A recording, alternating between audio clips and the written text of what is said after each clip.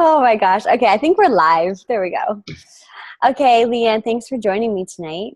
This is Thanks for fun. having me. We don't talk as much as I hope in our busy mom worlds. I know it's funny, how our lives are so different than they were when we I met. know. Oh my God. Even if I still want to blow up your phone like I used to, but I couldn't do it even if I wanted to. I know it's something that we didn't talk much about, but we didn't have kids when we started as I know. entrepreneurs. But I Yeah. do think we took really good advantage of that time. Yes, we did. Like We I did think for we sure. did a good job of being really productive before Yes. children. Yeah, but still, I think if I were to go back, I'd be so much more productive. Yeah, You're yeah, like, I had so much time. It was crazy, but it's all relative. yeah. So what sparked this conversation for me was I was on the way to Salt Lake City at the same time you were probably. And I was sitting on the plane with just a nice gentleman next to me. And, typically I would just say hi and then just kind of do my own thing. But we actually ended up having a conversation and told him all about my entrepreneur, journey and all of the incredible moments and everything that led me to where I am today. And that included you in the story, of course, such an important part of my story of becoming not just an entrepreneur, but a successful entrepreneur. You were really the point where I filled in the gaps of what I was missing. And what this gentleman said, so this gentleman was in corporate and he's never left corporate. And I don't think he has any desire to leave corporate necessarily, but maybe I planted a seed. I'm not sure after that conversation.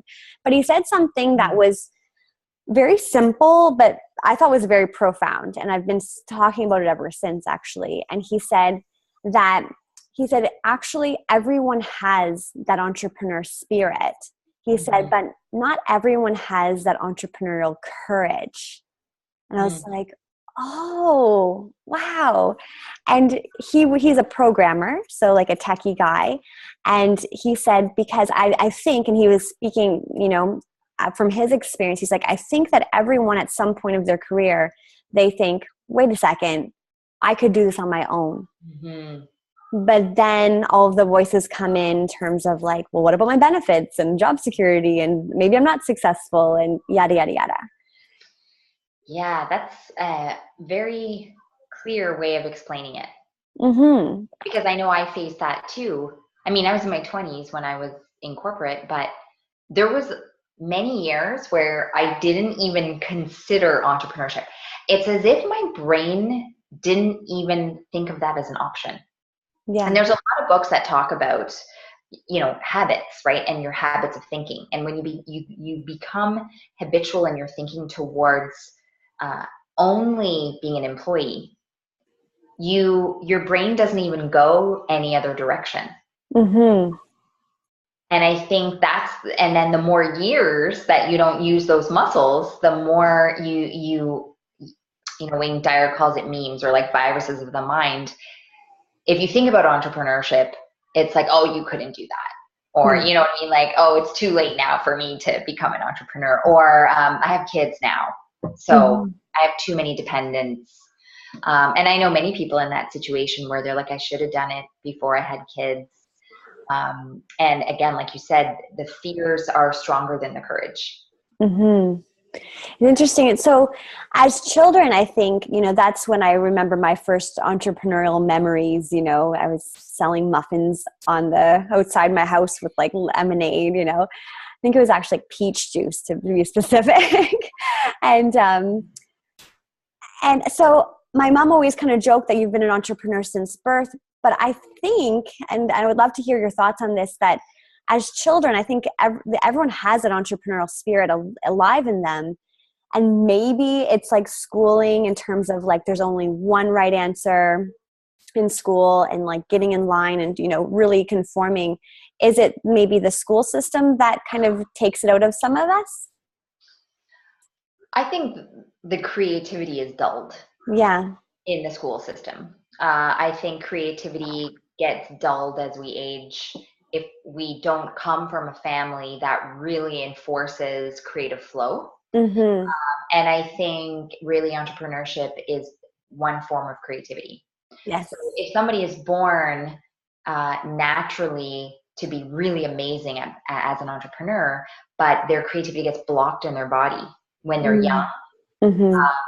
they can lose that flair or that courage to be able to give it a roll. And I think that I watched a TED Talk actually on this, and it was, our creativity needs to be unleashed throughout our education in Mm-hmm. some form. And I think there are a lot of schools, like I know some of my friends, their kids go to private schools where they actually have to run a business in like grade 7. Wow. So they have to be part of the entrepreneurial process of running a private school. So it's pretty amazing. And a lot of, and again, these are more private schools, like the Waldorf education system is very much about creativity and consciousness throughout education. So I think there are ways to get that create. Or I mean, if you're, I'm so lucky that my husband's an artist and yours is too. Yes. So I think creativity is really a core value for us as parents. And I think for me, like I didn't really have a lot of, I am one of those weird people who is very structured and has that analytical mind, but also has that creativity in business. So I kind of wasn't too sure where I fit. Yeah. And, but I didn't have entrepreneurs in my family. So I was never exposed to that. So it never even crossed my mind until I was 29, Yeah. And, well, the philosophy I'm using is not working. So, and I had all this creativity stuck in my body. Yes. Years and years and years of being put in a mold. That's why I was feeling so much resentment and frustration. And yes, part of it was being burnt out. Yeah. But I think a big part that doesn't get talked about is what if it's really creative block stuck in your body and at one point you just crack. Yes. Oh my gosh. I love our business model for the creativity aspect. And I think you've probably seen me in that element over the years of just, making it my own and, finding a business model like ours that works so well, but you can really just make it your own. Like, and it's really exciting. I think that's why I think why there's really no boundaries, right? No.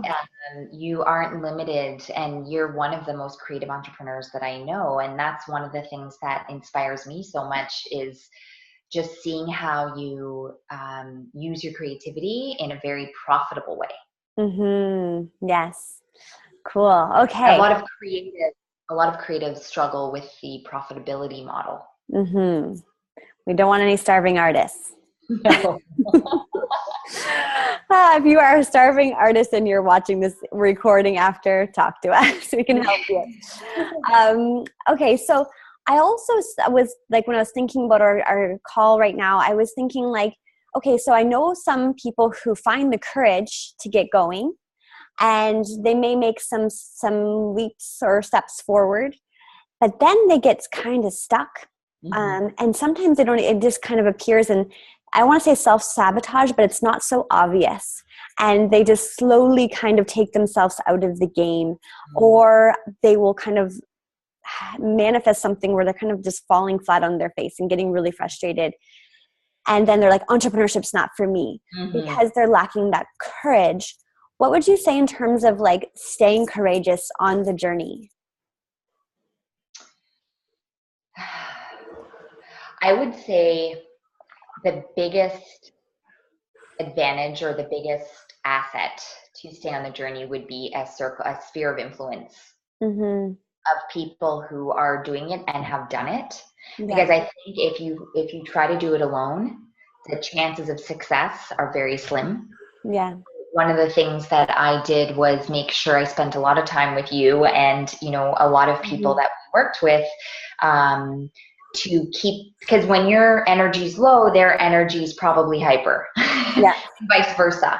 So I think having mentors and people you just have to be able to move the next millimeter. Yeah. And this is a discipline. Like a lot of times people, they think big picture and they're like, oh, I'm so far from my goal, I surrender. Mm-hmm. call it a day, but they just haven't been mentored in the right way to say, no, that's not your goal. Your goal is to move a millimeter ahead. Mm-hmm. You just have to see that next millimeter and take the step, and then have people pulling you along that Mm-hmm. are on the same path or have been there. Sometimes there's a tendency for people that are feeling defeated or focused more on fear than on courage to surround themselves with similar people. Yeah. And I'm sure you've seen this too. It's not a smart idea to surround yourself with people that are going to keep you in your victim. Mm-hmm. Right? So that's a skill that I think you and I both have, is we don't hang out there. Mm-mm. We can get pulled into that, but we don't hang out there too long. And your emotions will tell you when you've been hanging there too long, and then you have to kind of boot yourself out of that. So I see this a lot. It's like, if your goal is to not mediocrity, if your goal is true success, you'd be really mindful of who you spend your time with. Mm-hmm. And that is actually an art and a science. Mm-hmm. That's so true. And I think I also have recently been reminded of, being careful what you're looking for evidence of, right? Sometimes we can go on, or I see my team, go on the track where they're looking for evidence of why they won't be able to do something, or why something's going to be hard. So I'm encouraging them to ask better questions and say, what if you're looking for the evidence of you do have what it takes and that you can be really successful. I'm not sure what to say about that, but it's like being able to be aware of your thought patterns and catching them before they really get you stuck. Well, most people desire wealth, but think and talk broke. Yes. Or death, right? Mm-hmm. It's just, this is undisciplined. Nobody is taught how to think, unfortunately. Mm-hmm. So it's years of programming of thinking in the wrong direction. So as an example, somebody might say to you, I want to be successful. I want to feel free and abundant. I want to feel joy, but I'm going to focus on what's not working. Yeah. Focus my thinking on what's not working and my fears. But I want this, but I'm going to focus all my attention on what I don't want and what I see in front of me. No one's ever trained them how to get out of that. Yeah. It's a virus, really. And there's a book called Virus of the Mind. Very difficult to break out of that, especially if break out of that mentors to help you. Yeah. Okay. That's great. Now, what about if we are mentoring someone and they're seeing it. They're seeing the vision. They're seeing the bigger picture. They're reading the books. They're with us. We've got them like arm in arm.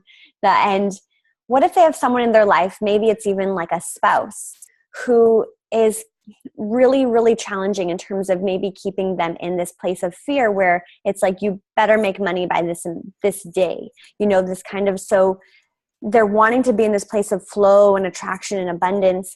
And maybe the wife or the husband is not of an entrepreneurial mindset and is still very much of the employee mindset. Where's your paycheck? Right? How, like, without getting into their business, do you have any advice in terms of how we could really serve them to get through that? Because it's almost like they're trying to create in a place of fear. I would say it's a tough one, I know. They should go to selfish school. Esther Hicks talks about this. She says, I teach selfishness. So what most people will do is they'll say, you need to please me, and if you don't, I'm going to be mad at you. Yeah. So somebody who has a non-supportive family member or spouse or friend, really what that person is saying is, you're not pleasing me, so you should feel shame to some degree. Right? So it's that person's responsibility to take back their power. It's not the other person, because you can't control how other people act. Yeah. You can't coordinate it all so they approve of you. Your homework in this lifetime is to step into your power and your true ability of having this deep relationship with yourself, where you have this unnegotiating ability to have self-worth with yourself. Right? So unfortunately, when I'm talking to those people, I say, it's not it's not your spouse's job or your friend's job or your family member's job to turn around and change their opinion. This is a clear indication that it's your homework to up your level of self-worth.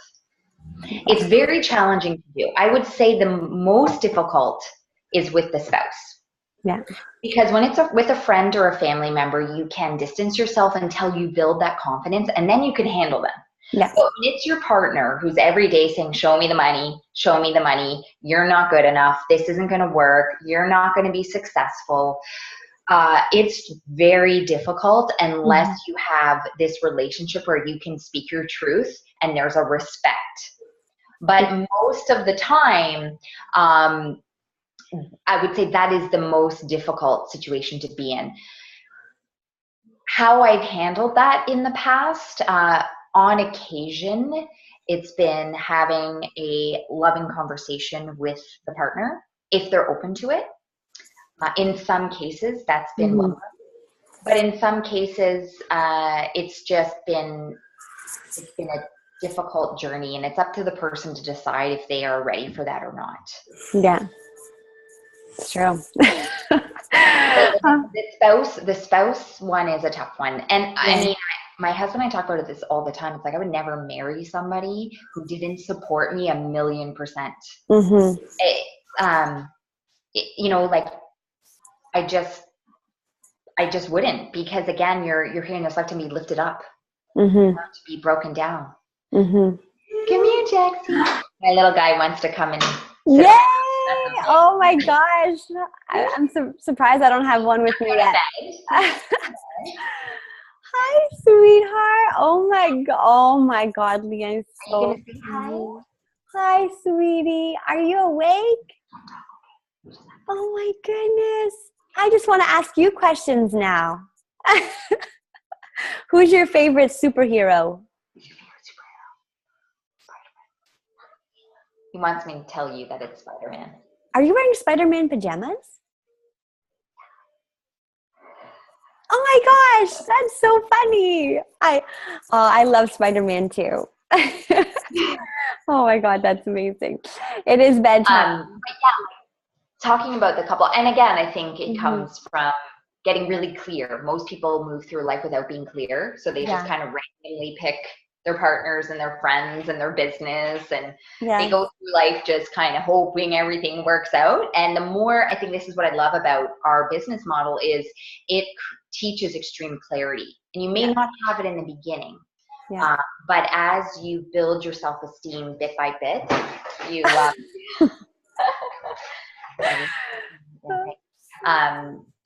get more clear on what you want. Yes. But for me, it was always like, what's the worst case scenario? You know, if we're not growing, like Tony Robbins says, if we're not growing, we feel crap and we feel like failures. Yes. So I figured the entrepreneurial journey, even if it's somebody who has a corporate career, to do part-time on the side, it will develop such leadership that it's just worth every inch of it. Yeah, absolutely. So you may have noticed that one of my creative entrepreneurial ventures has been the launch of B21, which is educating and empowering people on how to really thrive in today's times, right? So really teaching the career woman, teaching the person who loves their job or the entrepreneur how to be an entrepreneur, how to start thinking like an entrepreneur, right? So teaching them leveraged income, teaching them how to be vibrant in their health, all these things that go way back to almost 10 years ago when we were at that Starbucks and I was asking you, and what are the missing pieces? And two of the biggest missing pieces that you shared with me was I was on the verge of burnout at 25. Right? I was like, I'll just work harder and I'll work around the clock, and had no support for my physical health. That wouldn't have lasted very long, and nor would have been a really good match if I were to have a family, which I do now, obviously, right? And also I was missing the leveraged income stream. So now when I'm sitting down with entrepreneurs or, incredible, corporate women, I'm saying you need to learn these skills. So I want to wrap this call up so you can get back to your babies. If you had a closing message, like coming from corporate, you had those, beautiful golden handcuffs, how did you find the courage to break free? And I know you have no regrets. It's probably one of the best decisions, but how could we speak to it? Was scary though. It was scary. I would say two things. One, dreams don't work unless you do. My favorite quote. Mm-hmm. You can dream all you want, but I was like, you only have such a short time on this planet. If you have things you want, why wouldn't you do everything you can to go for it? Secondly, what I did was I started my business part-time, baby steps. Mm-hmm. Because for a lot of people, the idea of quitting their job just cold turkey and jumping into entrepreneurship, that takes a lot of courage. And I've seen a lot of people do it and then they're overwhelmed. Yeah. So what I did was I kept my corporate job, started my entrepreneurial journey a couple hours a week. And then I waited until I got to that place where it was a sweet spot where I was like, okay, now I have to think seriously about moving full on, leaping into entrepreneurship. And it was really an intuitive decision. And it gets to that point. I think everybody hits that point where it's like a sweet spot where you're like, for the time that I'm investing, I could triple my income if I just moved to entrepreneurship full time. So yeah. Starting part-time to me is the best and smartest philosophy. Amazing. Thank you, Leanne, so much. This was really helpful. And thank you. And everyone who is listening to the recording, I'm going to put a link to your book, Beautiful Money, so you can really, raise your consciousness in that area too. And I think, as you're becoming a successful entrepreneur, we need to have a really great relationship with our money because it's going to really set the path for how successful we actually can be. Absolutely. Absolutely. Well, thank you for having me. Thank you. I love you. And we see each other more online than we do in person. That's okay. We'll have our reunion one day soon. Absolutely. Thank you so much. Okay. Bye. Bye.